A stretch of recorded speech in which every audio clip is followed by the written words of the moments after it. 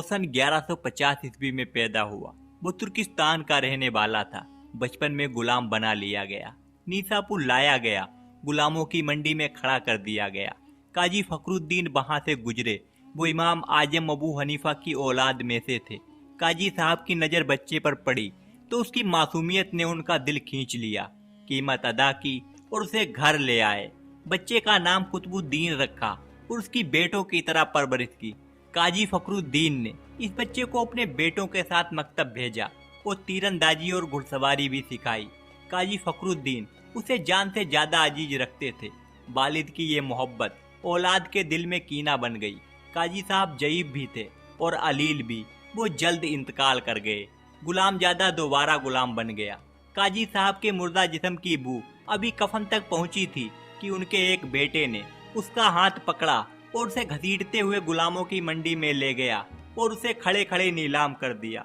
नया आका सौदागर था, वो उसे गजनी ले गया। गजनी में उन दिनों गयासुद्दीन गोरी की हुकूमत थी।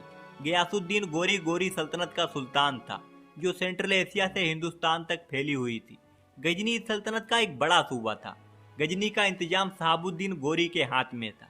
वो जिंदगी और तारीख दोनों में अपने भाई गयासुद्दीन गोरी से ज्यादा मशहूर था। इसकी फतवात भी ज्यादा थी और वो सलाहियत में भी गयासुद्दीन से बहुत आगे था।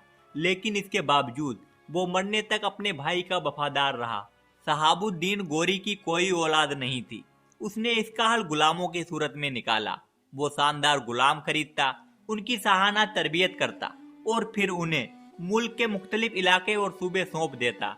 कुतुबुद्दीन का नया आका शहाबुद्दीन गोरी की इस आदत से वाकिफ था।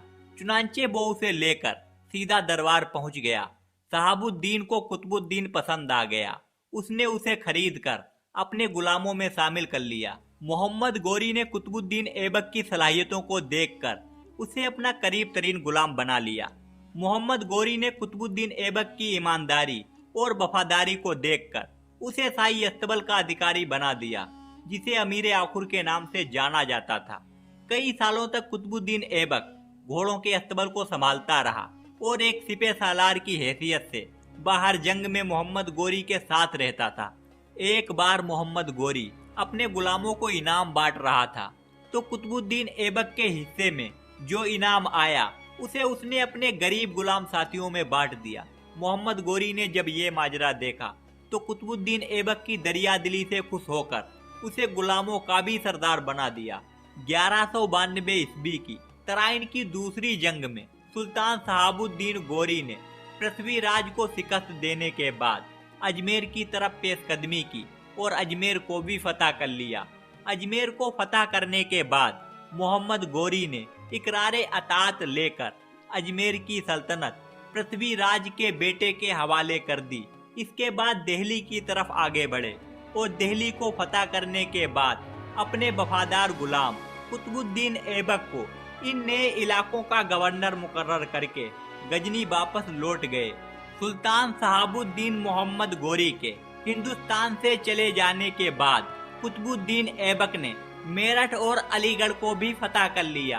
कन्नौज के राजा जयचंद्र और पृथ्वीराज में यूं तो दुश्मनी थी, लेकिन जयचंद्र ने जब ये देखा कि शहाबुद्दीन एक एक करके तमाम राजाओं की हुकूमतों को खत्म करता जा रहा है, तो उसने हिंदुस्तान के राजाओं को पैगाम भेजे कि वो सब मिलकर पृथ्वीराज के खून का बदला लें। चुनांचे जयचंद्र ने ग्वालियर, बदायूं, अवध और बिहार के तमाम राजाओं को शहाबुद्दीन के मुकाबले के लिए अपने साथ मिला लिया। जब कुतुबुद्दीन ऐबक को जयचंद्र की इन साजिशों का इल्म हुआ तो उसने फौरन सुल्तान को इत्तला दी। सुल्तान शहाबुद्दीन गोरी ये इत्तला पाते ही फौरन गजनी से दिल्ली के लिए रवाना हो गए और दिल्ली पहुंचने के बाद कन्नौज की तरफ आगे बढ़े। अभी सुल्तान मोहम्मद गोरी कन्नौज पहुंचे भी न थे कि कुतुबुद्दीन ऐबक ने पहले ही कन्नौज पहुंचकर सन 1194 ईस्वी में राजा जयचंद्र को शिकस्त दे दी। राजा जयचंद्र इस लड़ाई में कुतुबुद्दीन ऐबक के हाथों मारा गया। इसके बाद सुल्तान मोहम्मद गोरी ने बनारस, ग्वालियर और बदायूं पर हमले करके इनको फतह कर लिया। शहाबुद्दीन मोहम्मद गोरी ने कुतुबुद्दीन ऐबक को तमाम हिंदुस्तानी रियासतों के लिए अपना नायब मुकर्रर कर दिया। और इसके बाद खुद गजनी वापस लौट गया।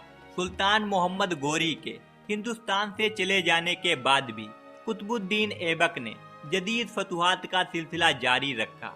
सबसे पहले कुतुबुद्दीन ऐबक ने इस बगावत को दबाया जो पृथ्वीराज के बेटे के खिलाफ अजमेर में खड़ी हो गई थी। इसके बाद उसने गुजरात के राजा भीमदेव की रियासत पर हमला करके इससे भी खिराज वसूल किया और अतात का इकरार लिया। 593 हिजरी में जब राजपूतों ने अजमेर में दूसरी मर्तबा बगावत की तो कुतुबुद्दीन ऐबक एक बहुत बड़ी फौज लेकर अजमेर पहुंच गया और बागी राजपूतों को शिकस्त देने के बाद एक मर्तबा फिर राजा पृथ्वीराज के बेटे को तख्त पर बिठा दिया। इसके बाद एक लश्कर बख्तियार खिलजी की क़यादत में बंगाल की फतह के लिए भेजा गया और ये अफसोसनाक काम बख्तियार खिलजी ने किया कि नालंदा यूनिवर्सिटी पर हमला करके उसमें आग लगा दी। अपने अरूज के जमाने में यहाँ न सिर्फ हिंदुस्तान से बल्कि तिब्बत, चीन, ईरान और यूनान तक से स्टूडेंट्स यहाँ पढ़ने के लिए आते थे। सुल्तान सहाबुद्दीन मोहम्मद गोरी की मौत के बाद कुतुबुद्दीन ऐबक ने 1206 ईस्वी में दिल्ली से लाहौर जाकर अपनी बादशाही का ऐलान कर दिया। सुल्तान कुतुबुद्दीन ऐबक ने तख्त नशीन होने के बाद अपना ज्यादा वक्त सिर्फ मुल्क के अंदरूनी इंतजामात पर ही सर्फ किया। जदीद फतुहात की जानिब उसने कोई खास तवज्जो ना दी। कुतुबुद्दीन ऐबक के दौरे हुकूमत को दो हिस्सों में तकसीम किया जा सकता है। उसकी हुकूमत का एक दौर तो वो है जब वो बतौर नायब हिंदुस्तान में 1192 ईस्वी से लेकर 1206 ईस्वी तक हुकूमत करता रहा। बाहैसियत नायब उसके कारनामे बहुत ज्यादा नुमायां हैं, क्योंकि इस समय में न सिर्फ अवध, बिहार और बंगाल को फतह किया गया बल्कि गुजरात तक का इलाका भी उसने फतह किया था। लेकिन 1206 ईस्वी के बाद जब वो हिंदुस्तान के तख्त पर एक बाइख्तियार फरमारवा की हैसियत से बैठा और उसकी हुकूमत का दूसरा दौर शुरू हुआ तो उसकी फतुहात की रफ्तार सुस्त पड़ गई। शायद इसकी वजह यह थी कि वो अपने ससुर ताजुद्दीन यलदौज के हमलों के खौफ से लाहौर के बाहर कदम नहीं निकाल सका। ताजुद्दीन यलदौज भी कुतुबुद्दीन ऐबक की तरह सुल्तान सहाबुद्दीन गोरी का एक गुलाम था। सुल्तान सहाबुद्दीन गोरी की मौत के बाद जब ताजुद्दीन यलदौज गजनी का बाइख्तियार बादशाह बन गया तो उसने कोशिश की कि पहले की तरह पंजाब को गजनी का एक मातहत सूबा बना लिया जाए। चुनांचे यलदौज ने एक बहुत बड़े लश्कर के साथ हमला करके लाहौर तक का इलाका फतह कर लिया। इसके जवाब में कुतुबुद्दीन ऐबक ने बड़ी सख्ती के साथ हमला किया। इस जवाबी हमले में कुतुबुद्दीन ऐबक ने न सिर्फ पंजाब को यलदौज के कब्जे से निकाल लिया बल्कि गजनी पर भी चढ़ाई करके यलदौज को शिकस्त दी और उसे गजनी से भगा दिया। कुतुबुद्दीन ऐबक के गजनी से लाहौर वापस आने के बाद यलदौज ने दोबारा अपने इलाकों पर कब्जा कर लिया। इतिहासकार लिखते हैं कि सन 1208 ईस्वी में कुतुबुद्दीन ऐबक गजनी गया।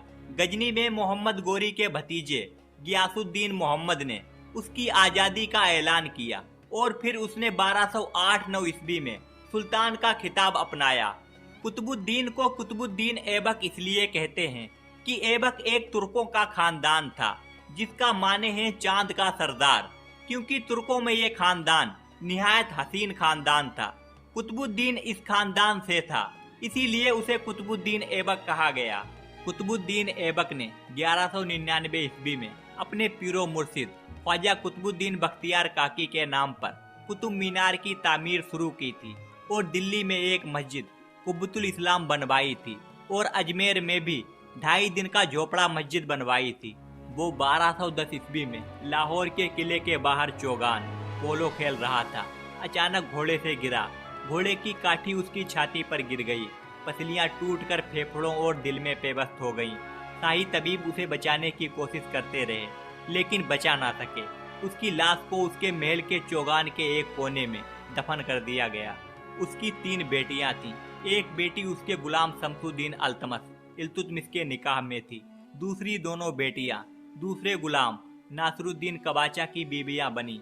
ये दोनों गुलाम भी वक्त के अजीम हुक्मरान थे, लेकिन इन दोनों ने भी जिंदगी एक दूसरे से लड़ लड़कर गुजार दी। ये दोनों उम्र भर एक दूसरे की तलवार से बचते रहे, यहाँ तक कि नासरुद्दीन कवाचा भागकर फरार होते हुए दरिया सिंध में डूबकर मर गया। दोस्तों, कुतुबुद्दीन ऐबक को दुनिया से रुखसत हुए 812 साल हो गए हैं। इन 812 वर्षों में उसकी सल्तनत रेत बनकर तारीख के सहरा में बिखर गई। उसकी आल औलाद भी वक्त के कब्रिस्तान में दफन हो गई। उसकी गुलामी, उसकी सुल्तानी, उसकी जद्दोजहद, उसकी फतुहात, उसकी मंसूबाबंदी, ये सब वक्त के बंजर जमीन में जज्ब हो गए। पीछे सिर्फ 4 चीजें रह गईं। दिल्ली का कुतुब मीनार, ये मीनार आज भी तिलक बनकर जमीन के माथे पर चमक रहा है।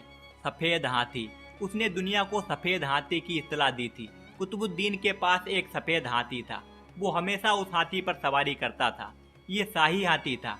ये सिर्फ उस वक्त बाहर निकाला जाता जब बादशाह सलामत महल से बाहर जाते थे, और ये मरहला अमूमन 2-3 माह बाद ही देखने में आता था। चुनांचे हाथी के पास शाही चारा खाने और लीद करने के अलावा कोई काम नहीं होता था। यूं ये सफेद हाथी मशहूर हो गया। कुतुबुद्दीन का ये सफेद हाथी उसकी मौत का सदमा बर्दाश्त न कर सका। वो भी तीसरे दिन मर गया, और इसके बाद किसी बादशाह को सफेद हाथी नसीब नहीं हुआ। उसकी तीसरी निशानी लखपति की इस्तला थी। वो वक्त का हातिम ताई था। वो मांगने वालों को लाख रुपए से कम खैरात नहीं देता था। चुनांचे जो जरूरतमंद उसके दरबार तक पहुंच जाता था, वो लखपति होकर वापस आता था। लोग उसे लखबख्श भी कहते थे।